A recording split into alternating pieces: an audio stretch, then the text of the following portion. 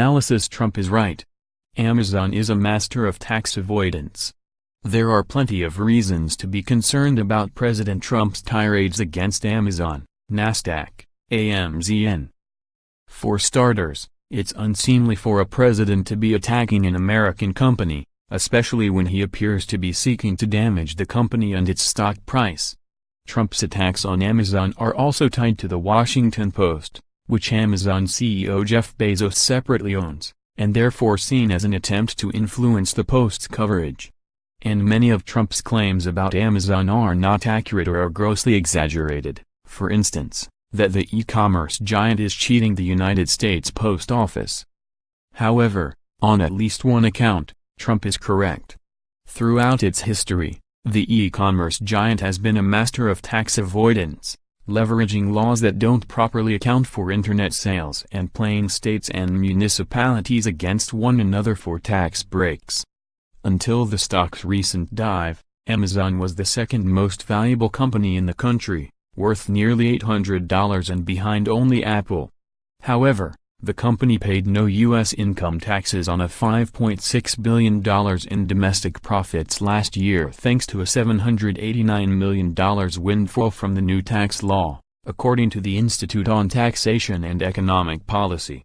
During the 5 previous years, Amazon had an effective tax rate of just 11.4%, said the ITEP, compared to its traditional retail peers, who generally paid between 35% and 40%. While there are a number of reasons Amazon is one of the most powerful companies in the world, its ability to avoid taxes is one of the biggest and most often overlooked. Analysis: Trump's Amazon endgame wouldn't make retail great again. More stock market 2018. Expect Dow volatility as trade war. Trump talks spark fear. More analysis: ignore Trump. This is what Amazon should fear. Laws are often slow to evolve to respond to technological advances. Municipalities continue to struggle with sharing economy. Companies like Airbnb and Uber, and cryptocurrencies have similarly been a challenge for regulators. In its rise to retail dominance, Amazon also exploited this regulatory delay. In the pre-internet era, sales taxes, which are imposed by states and municipalities, were only assessed if a retailer had a physical presence inside the domain. For most of its history, Amazon avoided charging sales tax on most of its customers by shipping goods from the few low-population states where it had warehouses. That strategy gave Amazon an unfair advantage and deprived states and municipalities of revenue they would have normally collected. The National Bureau of Economic Research estimated that Amazon sales fell by nearly 10% when that tax advantage disappeared. When that strategy no longer became tenable, and as Amazon wanted to add more warehouses in more states to support its growing Prime 2-day delivery program, the company often negotiated to get the taxes delayed, deferred, or reduced as a condition of collecting them. Even today, Amazon's third-party sellers, a significant portion of its business, often don't collect sales taxes, and Amazon itself doesn't always collect local sales taxes. Companies often pit states against each other in order to get the best tax incentive package available, but Amazon took this tax avoidance strategy to a new level with its search for a second headquarters. The company solicited bids from cities and regions interested in hosting its second headquarters, promising $5 billion in investment and 50,000 new jobs over the next decade.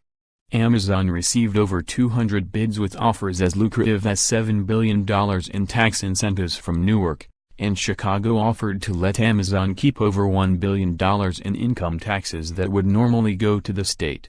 Again, this method is not unique. Foxconn just squeezed billions of dollars in incentives out of Wisconsin for locating a new plant there, but Amazon's size gives it undue sway in easing its tax burdens and tilting the playing field. Its strategy with the post office has been similar, as it's scorned perks like Sunday delivery and lower rates that would not be available to a smaller company.